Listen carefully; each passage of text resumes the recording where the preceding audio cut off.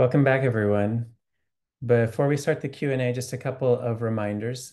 This part of the session is being recorded, and by participating, you agree to abide by the BSA Events Code of Conduct. We've put a link to that in the chat. The recording will be published on YouTube alongside the videos from the session that you've just watched. If you would prefer to not appear in the recording, please keep your video and audio off and place any questions in the chat. Otherwise, everyone's free to have your video and audio on and you're free to have your video on and unmute yourself when you would like to speak during this Q&A session. Please raise your hand if you'd like the moderator to call on you, and don't forget to lower your hand again after you speak.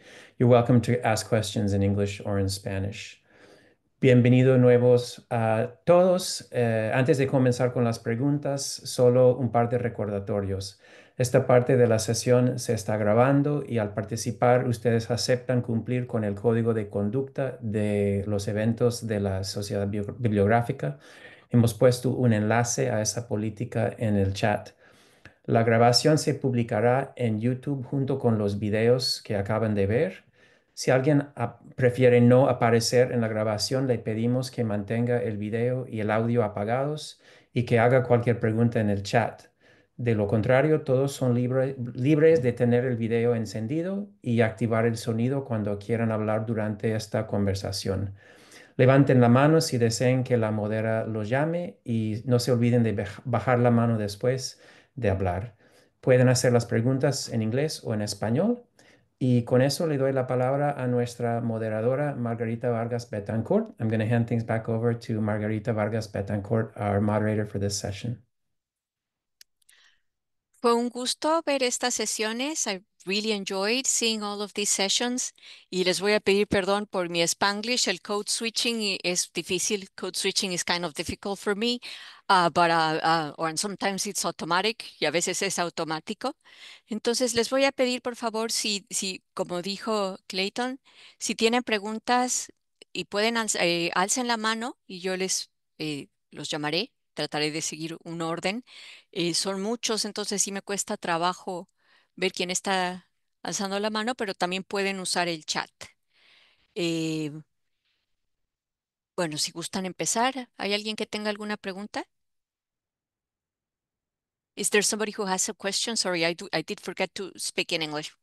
Um, yeah, please feel free to raise your hand and to write a question in the chat box and ask in whatever language you want to.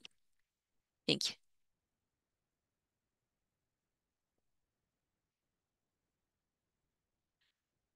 Profesora Brian, si gusta preguntar, if you want to unmute yourself.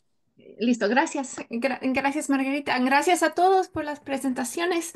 Gracias de nuevo a Clayton por la organización. Tremenda. No, es un proyecto muy impresionante. Tengo una pregunta para la doctora Salomón. Una presentación fascinante. Aprendí mucho, y hay muchas pistas ahí para seguir. Una pregunta que sí me surgió es si se podría ampliar un poco la conversación alrededor de la circulación de libros, sobre todo si se iban prestando. Hubo un ejemplo, varios ejemplos de libros que pasaron de una colección a otra colección, ¿no? Con nuevas marcas, ¿no? Pero hay indicación, hay evidencia de que libros pasaron de una biblioteca a otra y luego con un regreso. O sea, este tipo de circulación no permanente, ¿no?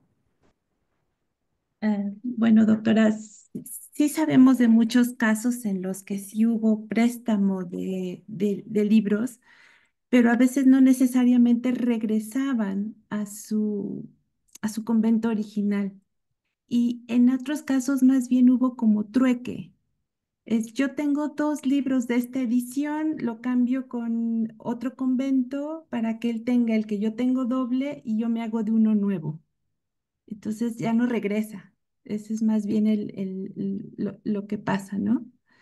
Y sí, hay muchísimas probabilidades, o sea, muchas posibilidades de que nos, como para ahondar mucho en el tema de la circulación, ¿no? Muchísimas. Incluso hay un caso también muy interesante en que el libro, por ejemplo, fue a dar a un, no sé si ubica el término cohetero, que es el que hace cohetes y entonces utiliza el papel para poner un poco de dinamita y después hacerlo explotar. Entonces, el cohetero pone una evidencia de que hace constar que no se lo robó, que llegó a sus manos como un material, digamos, de descarte, y entonces él hace constar que él no se lo robó y que así llegó y que lo va a conservar, como diciendo, no lo voy a destruir. Entonces sí, hay muchísimas variables, ¿no? Presentes. Gracias por su pregunta. Leighton, do you want me to interpret or? Maybe if you could just do a quick summary in English. So Oh, a quick summary is Professor Brian asked about if we could talk more about circulation of books. A specific example that she gives is whether there's evidence of impermanent circulation, that is like an item that goes out and then comes back. And Professor Dr. Salomon said that usually the items went out, and but the conversation can include many different stories, including that of the people who did fireworks, who used paper to work with dynamite. So there's a lot of conversation options here. And I apologize, I'm not the best interpreter, I'm doing my best. Is there another question? ¿Hay alguna otra pregunta? Ah, Professor Mundi, nice to see you. Go ahead, unmute yourself. So nice to see you. A ver, gracias a todos, es un placer de estar con ustedes. Am, y gracias sobre todo a Clayton para tus esfuerzos en todo esto. Hi. Oh, wow. Thanks. Sorry about that. Okay. I really have a question for Alberto, and this is just all the papers were fascinating, and I love to see the work that was being done. But with Alberto, I was so impressed by the kind of amazing toggling together of different tools that you used. It was really great. Could you talk a little bit about how scalable this would be? In other words, if you wanted to do a repository where many institutions were participating in this, what are the possibilities of that, and what are the barriers to actually achieving that kind of, mass capture of a whole number of texts? That's a great question in terms of scalability. We're constantly thinking about that as we are using machine learning technologies to try to transcribe and describe and put online our at least in our case, our colonial manuscripts at the Benson. Right now, we haven't. We're still suffering with just trying to get stuff online, right? And so part of the work that I put on there on the presentation, this has been a relatively, funny enough, manual approach, right? And it's not a scalable. I wouldn't say it's a scalable method, although I will say that what would have taken a week, I've been able to do within a few hours, right? So there is some scalability there depending on the corpus. The one I'm looking at is relatively small, so I'm able to do that in a relatively quick fashion. But if we're looking at hundreds and hundreds of materials, it's not quite there yet. Transcribus, we have trained models, not only for the printed stuff, but for the manuscript materials, and we have been able to batch transcribe these materials. It's primarily in the correction of these transcriptions or modernization. That's where we're right now trying to figure out how to make that scalable so that we're not doing one by one. Right now we have limitations, right, of what you can feed into the algorithm to be able to get those modernizations and those corrections. We're also using it for metadata. Now for that, it has been a little bit faster mainly because we have been able to, out of a transcription, be able to generate a whole bunch of information that we can repurpose and restructure. And with ChatGPT and other tools, we're able to ask it to provide us structured information. So we can copy and paste that. It's, again, still a little manual, right? We're still trying to figure out how to scale it. But with that, we need, right now, that's something that our developers need to figure out for us. Um, en términos de la pregunta que se hizo era sobre cómo se podría ampliar la aplicación de estas metodologías en un corpus más grande. Y es la pregunta que nosotros también tenemos. Lo que yo presenté, estoy trabajando en un corpus relativamente pequeño. Y lo que me tardaría una semana para poder corregir y colegir, lo puedo hacer en unas cuantas horas. Entonces, en este enfoque, se ha facilitado mucho. Pero para poder aplicarlo a hojas volantes de más de 100, de miles, pues sí, es lo que presenté es algo todavía muy manual. Parte de lo que nos está haciendo aquí en la Benson es tratar de encontrar esas maneras de poder ampliar la aplicación del uso de herramientas digitales o principalmente el aprendizaje am, mecánico o digital sobre los materiales, tratar de aplicarlo a un corpus más grande. Hemos creado modelos para no más impresos, pero también para manuscritos que hemos aplicado en nuestros materiales, y eso sí lo podemos aplicar en un lote grande. La cuestión es cómo podemos descargar esas transcripciones y modernizarlas o corregirlas usando herramientas como ChatGPT en un lote grande, ya que esas herramientas ahorita tienen límites. También lo que sí hemos visto que podemos hacer con los límites que tenemos es hacer descripción para metadatos, para estos materiales. Sí podemos darles unos cuantos documentos que puede entonces producir metadatos estructurados para de todas formas, todavía es un lote pequeño, pero es un lote, vamos a decir, para poder crear los metadatos para esos documentos que estamos transcribiendo y publicando en línea. Pero es la pregunta que todavía estamos tratando de solucionar, y tenemos que basarnos en el trabajo de los desarrolladores para poder ver si am, se pueden conectar estas herramientas y poder am, quebrar los límites o ampliar los límites que actualmente tienen. Muchísimas gracias, Albert, y gracias por apoyar con la interpretación. Bueno, antes de, por favor, alcen la mano, pero antes voy a decir, Albert, yo estoy muy interesada en el workshop que vas a organizar para enseñarnos a usar todas estas herramientas. I'm very interested in the future workshop that Albert is going to organize to teach us how to use all these tools that seem incredible. Eh, ¿Alguna otra pregunta? Ok, hay una pregunta en el chat. Hola, Javier Rodríguez Prendes desde Cuba. Trabajo en la oficina del historiador de la ciudad, formado en la preservación y gestión del patrimonio cultural. Y tengo una pregunta. ¿Cuáles son los planes para la preservación digital de los proyectos que han sido presentados hasta ahora? Normalmente los proyectos de humanidades digitales tienen 5 años de uso o un poco más, y no se piensa mucho en la preservación digital de estos proyectos y los resultados a menudo no son persistentes en el tiempo. Muchísimas gracias, Javier, por tu pregunta desde Cuba. Veo que Albert ya alzó la mano, entonces Albert, te doy la palabra y por favor los otros presentadores y también después me avisan quién quiere seguir. Go, go ahead, Albert. Well, maybe I'll translate just. The question was, what have been the thoughts about how to preserve digital humanities projects so that they don't become obsolete?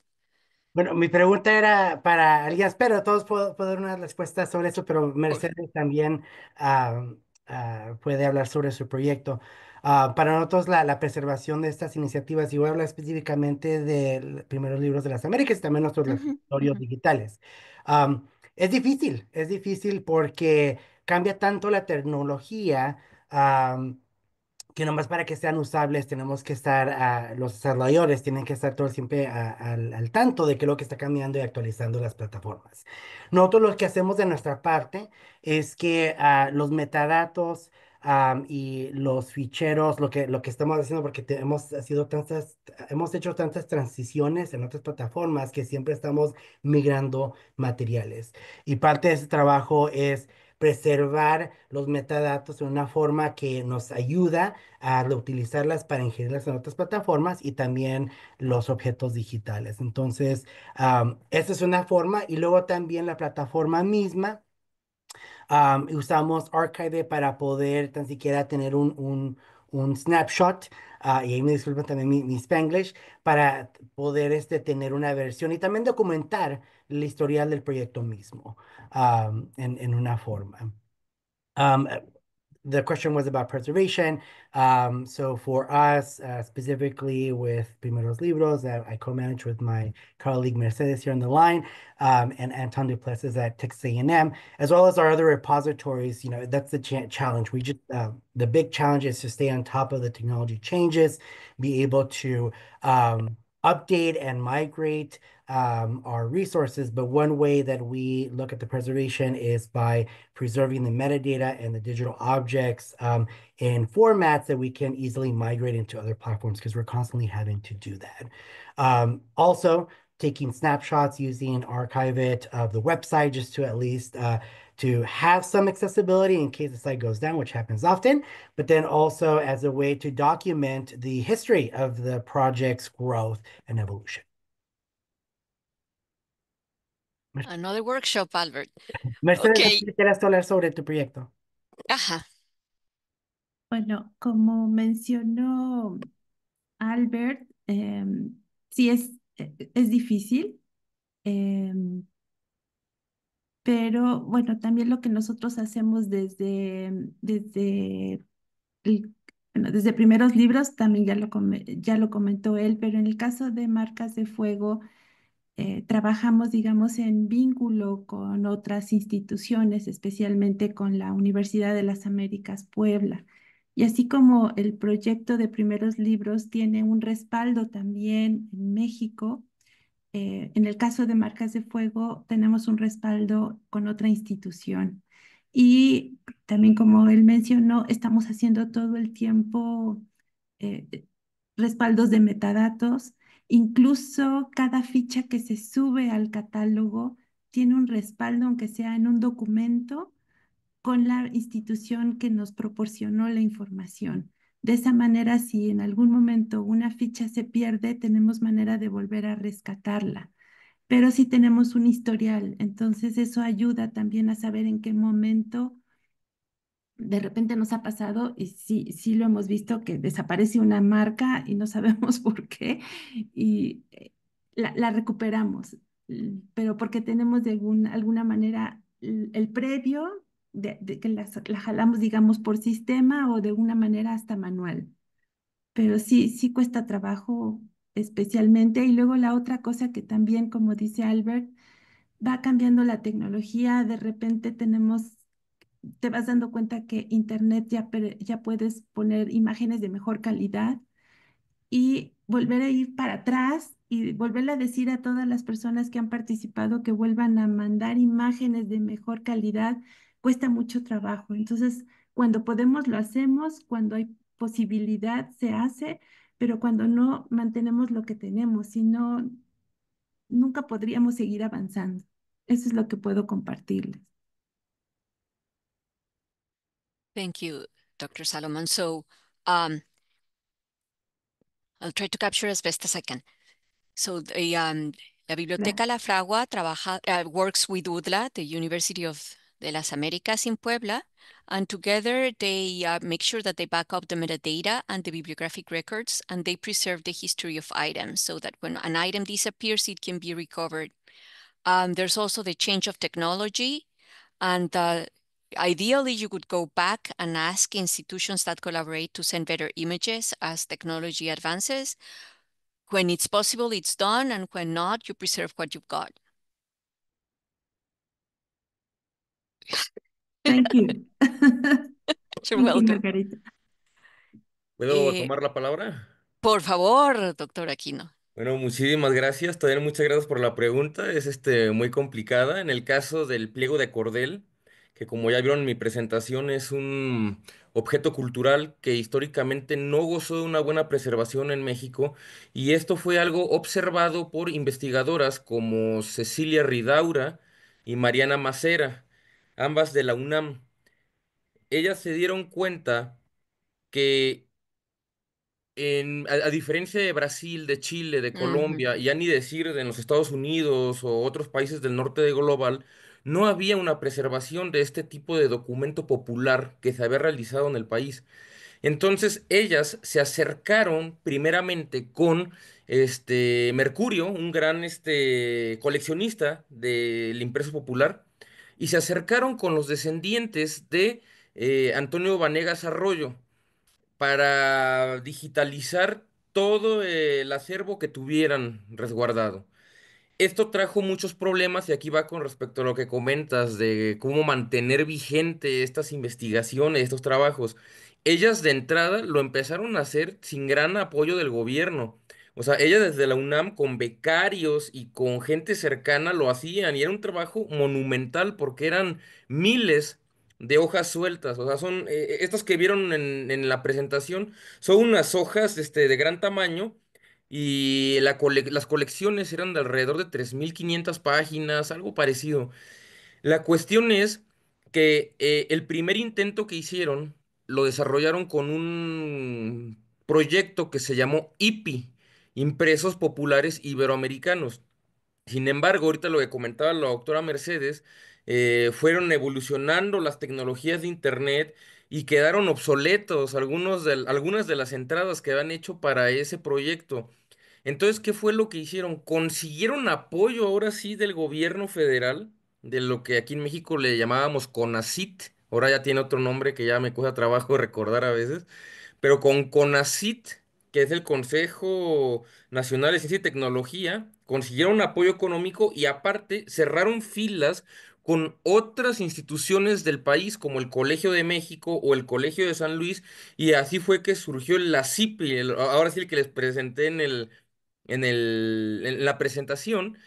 Y la CIPI ahora sí se volvieron a hacer estos escaneados, estas entradas, este index sobre estos pliegos de cordel, pero como se imaginarán, el trabajo de migrar lo que ya estaba en el IPI a la CIPI fue un problema. Y otra cuestión problemática es que, por ejemplo, muchas de las links para ver estos documentos en internet que previamente estaban en la antigua plataforma ya quedaron obsoletos y ahora hay que volver a hacer toda la búsqueda, pero ahora en la plataforma del nuevo repositorio. Como te das cuenta, es un trabajo monumental, no está terminado para nada, se sigue construyendo, mientras estoy aquí sentado hablando con ustedes, se sigue construyendo. Y esa es la estrategia que han encontrado estas investigadoras. Si en un principio eran ellas dos, ahora ya es un equipo, es un ejército de investigadores que desde distintas disciplinas, historia, literatura, bibliología, están trabajando estos documentos y están así dándoles mantenimiento y manteniendo vivas estas plataformas. Muchas gracias. Thank you very much, Dr. Aquino. So this is a very interesting story from literature of Cordell. There has not been a good preservation in Mexico, unlike that in other countries like Brazil or even the US. So two UNAM researchers, and Dr. Aquino, if you want to write their name on the chat, I would appreciate that very much, approached Mercurio, which was one of these examples in Mexico of this type of publications. They approached the descendants of the founders of Mercurio for them to digitize the repository. But at the beginning, it was they were working alone with no funding, just with their students. And that was a monumental work to be done in this way. The first attempt was the production of the platform Impresos Populares Iberoamericanos, IPI, but it became obsolete. At this point, they got funds from the federal government, from the National well, CONACYT, and they started collaborating with other institutions like Colegio de México and Colegio de San Luis to establish La CP. They scan again the documents and they created an index. And right now, they have been working with an army of researchers to keep on maintaining these platforms and to update them. Thank you. Okay, so are there any other questions? ¿Otras preguntas? ¿Comentarios? Sí. Ok, sí, y el doctor Aquino puso el nombre de las investigadoras de la UNAM, Cecilia Ridaura y Mariana Macera, en el chat. Yo tengo una pregunta para el doctor Aquino, si puedo. Sí, por favor, Albert. Doctor Aquino, sí, ¿podrías ampliar un poquito más sobre tu investigación y tu libro en particular? Me interesa mucho saber si vistes la creación de estos cordeles, tratando evocando la religión, pero ¿vistes enlazado agendas políticas en eso? I'm really interested in his research regarding the Cordels during this time period, specifically if he saw within this religious symbology in the Cordels, reflecting or reinforcing political agendas of the time. Muchas gracias, estimado doctor Alberto Palacios. La verdad es que eh, el pliego de cordel es muy interesante y creo que tu intuición te lleva muy de acuerdo a algunos de los temas del pliego de cordel.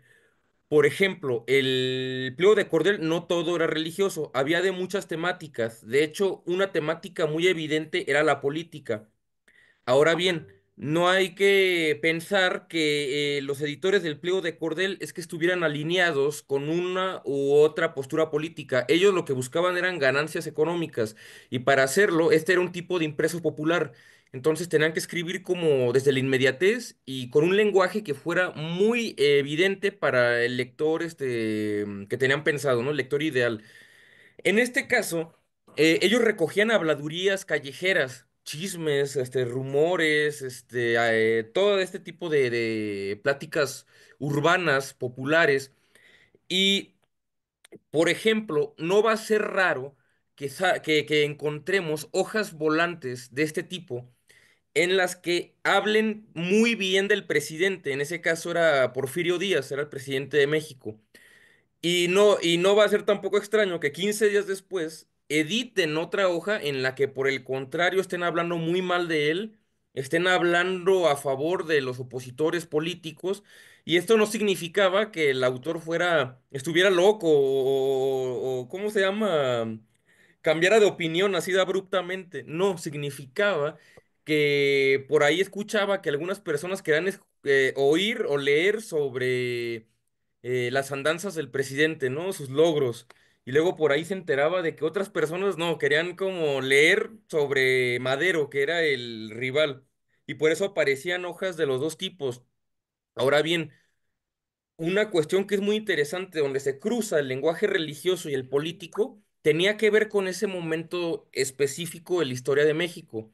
En la época de Porfirio Díaz, estamos hablando del final del siglo XIX e inicios del XX, había una enorme efervescencia de las leyes liberales, estaba entrando el programa del liberalismo a México y esto permitió la entrada de otros sistemas religiosos como el protestantismo y sus diversas subdenominaciones, ¿no?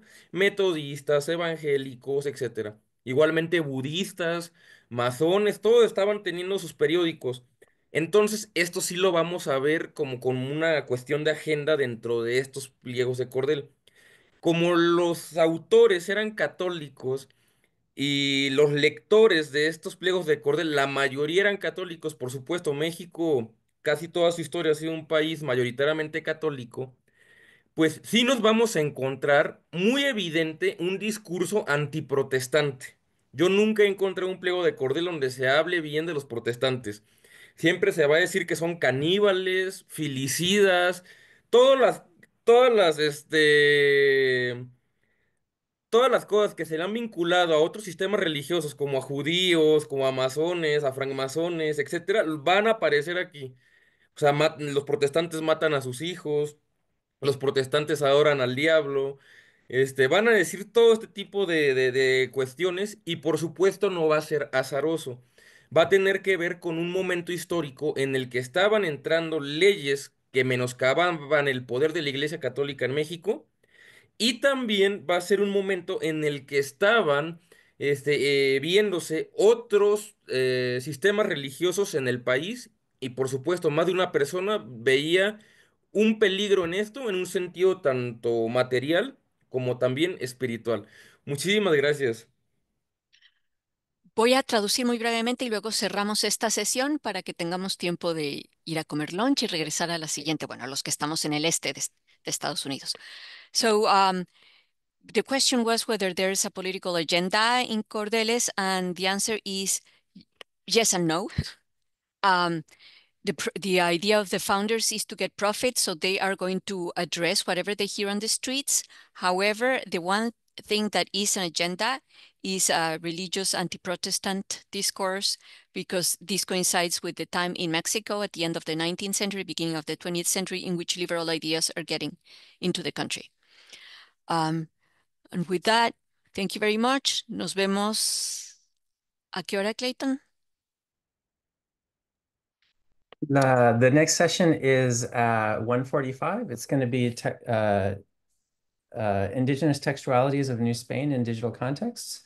Runs from 1:45 to 3:20. La siguiente sesión es de la 1:45 a las 3:20. Es Textualidades Indígenas de la Nueva España en Contextos Digitales. Entonces nos vemos dentro de una hora. We'll see you in an hour.